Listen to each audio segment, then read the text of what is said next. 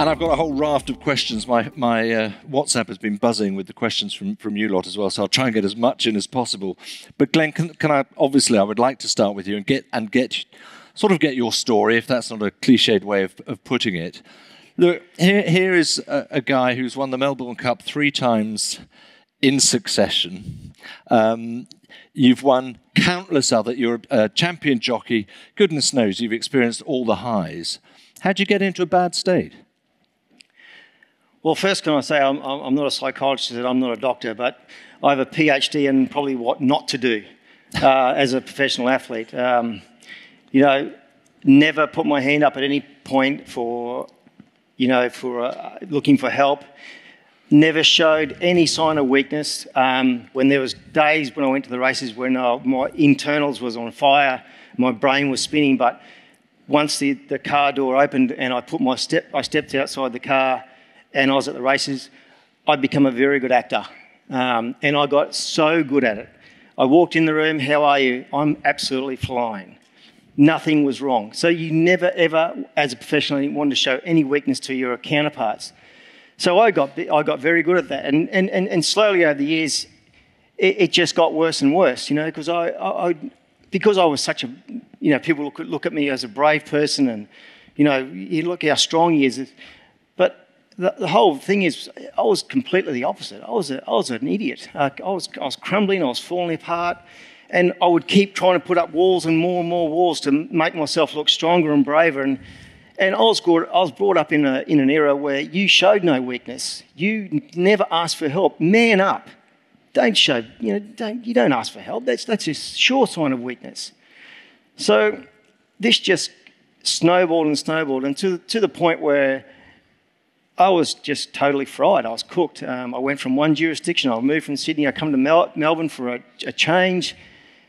Yeah, that was a change, but the problems still kept coming. And years later, they resurfaced again. Then I went to Singapore. Same thing. It was but the whole time I was just running away from the fact that I was actually falling apart.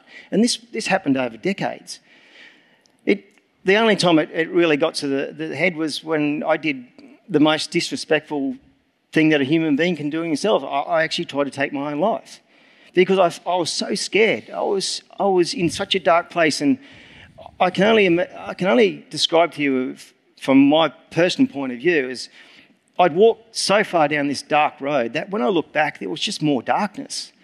And I thought, well, what's the point in going back there? Because it's just carnage. I've left a trail of destruction. So I just kept walking down this dark road until the point where I felt like I would be better off not even being on this planet. And it was just a miracle honestly a miracle that I'm still here today. But through that process, I found out that if you do put your hand up, ask for help, it's almost like you've just shed your skin. You become a different person. I found this immediately when I sought help to the right person. And sometimes it starts with a friend, but they're not the right person. They'll hopefully give you a guide to go somewhere else. But then you need to go and see a professional who sees this all the time. They know what they're dealing with. They know the advice to give you, and they'll give you the tools, not only for that day, but to go forward. So I like to talk about this stuff because I'm a perfect example of not what to do. And through the process of talking through this to young athletes in racing and other sports, you can actually tell them it's actually okay to be scared. It's definitely okay to be feeling vulnerable, and it's okay to ask for help. And like you said, the younger people are actually starting to gravitate towards this. They're not so scared to actually ask for the help. And I mean, I'm a perfect example of that. I went from basically should not be on this planet to 12 months later breaking all records. Horses winning $25 million, winning all these great races.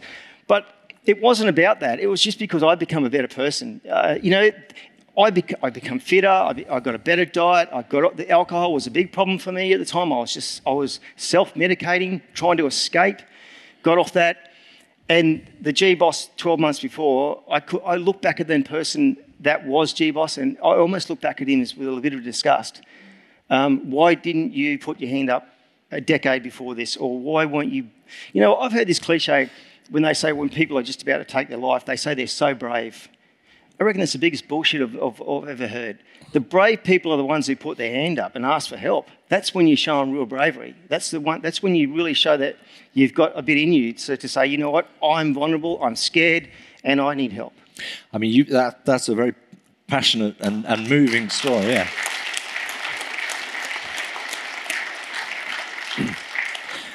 Thank you for spelling that out. But I didn't quite catch...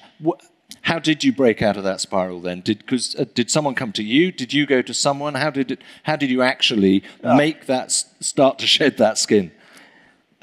Well, killing you, just about trying to kill yourself will do it. You know, you don't get any lower. So yeah, no, honestly, that was the decision. I said, I felt so disgusted with myself. What I could have done to myself, obviously, but what I would have left behind, my family, my friends, and you know the carnage that would have been left behind. So I made a decision at that moment that I am putting my hand up, I'm asking for help, and I seek the right people out, and then all of a sudden you've got a team around you that are, and they honestly really want to be there for you. They want to help you. They don't want to see you continue down this road.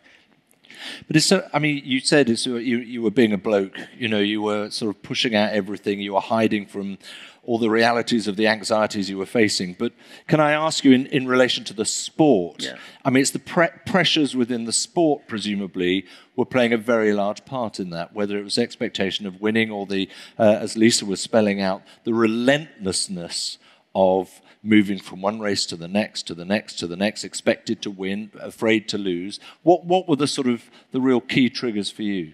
Yeah, it's all of that. The expectations on athletes today and jockeys is like you say. I believe what Jeff said. We should have a day off at least. It's relentless. It starts in the morning when you get in the car at 4 o'clock or 3:30. We are encouraging eating disorders in our industry. So we're supposed to be highly tuned athletes who are supposed to get on these amazing animals who are athletes themselves. And we're supposed to perform at this amazing level, but we've simply got nothing in us. You know, if you were to get in a car and you haven't eaten for, some of them don't eat it for hardly eaten for days, and you would get into a high-performance sports car and supposed to drive around a track, you're surely going to crash. And we are doing this all the time because we are on sports cars, and any little decision we make, microsecond decision that we make, can affect us and affect the whole thing around us. So most of us are just not even in that right genre. Yeah. So there's all that pressure, the malnutrition, all that, the pressure to perform. If I don't perform, am I going to lose that mount? Going forward, all this other stuff, and then you've got the social media on top of all that. It plays a big part because regardless of how you think you are strong enough to deflect these things, if you're reading it, you're not deflecting it. You are actually absorbing it. So there's all that stuff. And when you put that all together, it's a bit of a shitstorm, and you've got to try and navigate your way through it. And some people have the tools and some people don't. That's a hell of a package, isn't it, to cope with? Lisa, that issue about making weights, it's not sustainable anymore. That's the message. It's such a massive issue. It really is. I mean, we're looking at it very, very carefully, sensitively in the United Kingdom now. It's not going to change quickly. There are scientific issues, there are legal issues in terms of opportunities to earn. It's a massive project, but I don't disagree. The dehydration is such a concern. There's been research out in the public for many, many years highlighting the dangers of dehydration. And jockeys are hangry, that's what we call it. Hungry and angry, hangry. Hangry, yeah. Can I ask you, we heard Matty laying out this incredibly impressive system, really, for helping athletes, for looking out for the problems, for supporting as and when needed in a very proactive way. Would you have jumped on that, Glenn? Would you have thought, I need to go and see those people? Or really the culture of the sport at the time was such that even if it was there on paper, it would have stayed on paper? Well, Matty just touched on this is only probably really coming on the last 5 years strong. It's probably been happening for a decade, but the last 5 years. So it's new, and Matty's still learning about this and obviously your team and everyone else we're still trying to navigate through a foggy place at the moment because mental health hasn't been really addressed till the last decade, and only strongly in the last 5 years. So we have got so far to go. Speaking about it, getting it out there, getting governments involved. And I completely believe, Matt, if you can't start at the top, like if you're the CEO of a company and you're not healthy, how can you expect everyone else to be healthy underneath you? And it must start at the top. And if you are the CEO, you make sure that you're healthy. You lead the pack, and you ask the questions of all your people, participants, and all your workers. Are you okay? And give them the tools, and give them a space they can go to feel safe and work on themselves. And then once your participants in your business become healthy, guess what? Your business becomes healthy, and you become so productive. It just makes sense, right? Yeah. There's a lot of logic to it. Matty, you talked about the way in which you fund all the Olympic and Paralympic sports, and one of those, one of the performance criteria becomes a mental health question of well-being. Let's put it that way. To the point that you adjust funding on the basis of where they come on the ladder, as it were. No, we won't adjust funding. I have a strong belief that if you punish someone, that will just deter them from being honest about where they are at, and that doesn't differ for an individual versus an organisation. So very much the wellbeing health check that I referenced was around understanding where that sport is. And as I said, we believe that competitive nature that all elite athletes and people that work in high performance sport is a bit that moves the system rather than punishing them if they are underperforming. It's about understanding where they're at and helping them to develop a plan for their particular sport to improve. And everyone's going to be at different points. But you will take away money if they don't perform well in the arena. So it's a very debatable concept at the moment. We absolutely are about performing, and we are absolutely about performing on the big stage. We are of the belief that by embedding wellbeing, you have sustainable performance, and that will meet dividends in terms of gold medals. So for us, and it's no different, I don't believe, Glenn, for jockeys and in your industry, an Olympic gold medal or Paralympic gold medal, some of them can take 12 years to achieve. So if someone's mental health is impacting them and taking them away from training, that performance outcome is likely to be impacted. So in terms of performance and also financial gains, why not invest in their well-being? Because if we've got great talent, we want them to stay around. So it's actually, there's some financial advantage in doing it as well as performance. I want to move on to a couple of other areas. Glenn, the first one is you're not retired. You've been told clearly you will never retire. We've all got that message. You are no longer a current performing competitive jockey. I'll try and put it that way. Yes. Do you still think, though, that you should have access, or it would be helpful to have access from your sport in terms of dealing with any issues that still might come up? Oh, absolutely. I think it's. And do you get it? Yeah, we can. Yes, I think it's absolutely crucial. If you've spent the best part of 3 decades applying yourself to that particular trade or that sport, and it doesn't matter what level you reach, it's irrespective. But if you spent that time in that particular genre and you've applied yourself really well, I think, yeah, you deserve to have that aftercare. It just doesn't stop when you finish that particular sport. It just shouldn't go, okay, see you, Jack or Jill, and off you go, and hope you have a great life. Move on. It should be aftercare. I mean, it happens with racehorses now. It's a big thing. You know what I mean? It's a massive industry now, and if we can't look after each other, Jesus, we're in a pretty sad state. If we can't look after ourselves and our past people and in our game, our industry or whatever industry you're in is in a pretty sad state of affairs. It's back to the family. You've got to have a good look at yourself, you know, and what you want to leave. Like what footprint do you want to leave? Whether you run the company, it goes far beyond what you're doing that day or in your industry. It goes far beyond that. It's the aftercare of the people that you've worked for, that work for you. Lisa, I think it's so important what you're saying, and going back to Jeff, actually, jockeys typically come into the industry age 16 or even younger. That's all they've ever wanted to do. They've had the one raison d'etre in their life. They're going to be a champion jockey. They probably retire aged 30, let's just say. And then it's that loss of identity. It's that loss of what do we do now?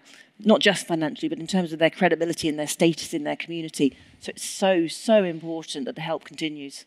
Matty? I think there's also something else in the concept of looking after your people that actually, if you look at, it's a competitive market at the moment in sport, isn't it? There's so many different sports you can choose from. So a sport that looks after its people means it's more than just money. Maybe there's something else there, and I'm going to choose that sport, whether it's coaching or as an athlete, etc., over another one because they actually care about me as a human being. So that value proposition, I believe, is something that's underestimated when we think about developing the whole person versus just that performance edge. Well, you know it before. It's culture. Yeah. It's culture, and it's such a powerful word. If you have an amazing culture and the people who are in that particular industry really buy into that culture, just not say, I'm going to help you out. They actually fully invest into that culture and the people that are in that business. You can shift a whole business so quickly by just having a great culture. There's another point here, which is a question that's come from our audience here, and that, which I'll start with you, Matty, if that's all right, and that's about disciplinary procedures for athletes, because from Glenn's point of view, he's done nothing wrong at all. I mean, your heart just reaches out. And if you've got cases of athletes who are facing disciplinary challenges, and then actually maybe who've been through a sanction, who've served a time for doping or what it might be, is there the support for them there? And I mean, Peter Boll might be an example. What sort of support is there for them? So for any athlete or person in our system, they can access the services that are available regardless of the situation they're in. And that is important. People may have made really poor decisions. That may mean that they end up not being in that sport for the future, but that still doesn't mean that, I believe that means they should still be able to be cared for their mental health. I believe that in that really strongly. So an individual, if it's doping, etc., they absolutely can access the mental health services. And those services are extended post your time as a categorised or elite athlete for that exact reason. We care about you for longer than just the time you're performing. We all go through up and downs. Yeah, absolutely. Glenn, I'm sure you speak to a lot of youngsters about these issues now. What is your message, particularly within racing? You said earlier you feel the stigma is gradually fading away. I'm slightly surprised because it is an incredibly competitive world. You have to have nerves of steel in many respects. You have to have a hard outer shell. And I would have thought maybe the youngsters who want to achieve what you achieved in life are thinking, I'm not cracking. Yeah. When I speak to young men and girls in our particular industry, I strongly ask them to try and have an outlet, something that makes them happy, because work is not going to make you happy all the time. It's probably going to make you happy 20% of the time, and 80% of the time, or 40% of that other 40% you're going to be okay, and then there's 40% that you're going to be feeling pretty ordinary about what you're doing. So you need an outlet. Find something that makes you happy, whether it be cricket, surfing, golf, I don't care what it is, but have an outlet where you can actually just get away from what you're doing. But not only just say you're going to do it, actually go and do it. Like put the phone down, whether it be going running or whatever it is, just commit to go and do something else other than what you do. Because if you can find a happy little balance, even if it's 10% of your life, that little balance that you have, it's 10% that you didn't have before, because whatever you're in, it can be so consuming and you can get eaten up and spat out very quickly. Find something that you can be happy with and commit to that. And like you say, Matty, we're so competitive. You'll find something else that you love and you'll get so competitive at doing that, and then it takes you away from what you're doing. I think that's a strong thing. And the other thing is pick up the phone. If just pick up the phone. You know my number. I talk to so many young kids these days, and just give me a call. You know, they've had a bad day at the race, they've been abused or something like that. Something's happened that's put them in a bit of a dark place. They've got an hour and a half to drive home, and all they do is think about this. On your hour and a half drive home, ring up me and I'll speak to you. And sometimes, like I said, I haven't got a PhD in anything, but if you can just give them fresh eyes and a fresh perspective on what actually went wrong with that day, they just go, oh yeah, it's not that bad, is it? It's really not that bad. And then the rest of their drive home is pleasant. They put music on. Cool. Things like that. And they're simple things. They're just so simple. But you just got to commit to doing it. Well, whether you've got a PhD or not, you've got a perspective on life that a lot of us have not had. And we really value you sharing it with us here, Glenn. But to all of our panellists, thank you so much. Really enlightening session. Thank you.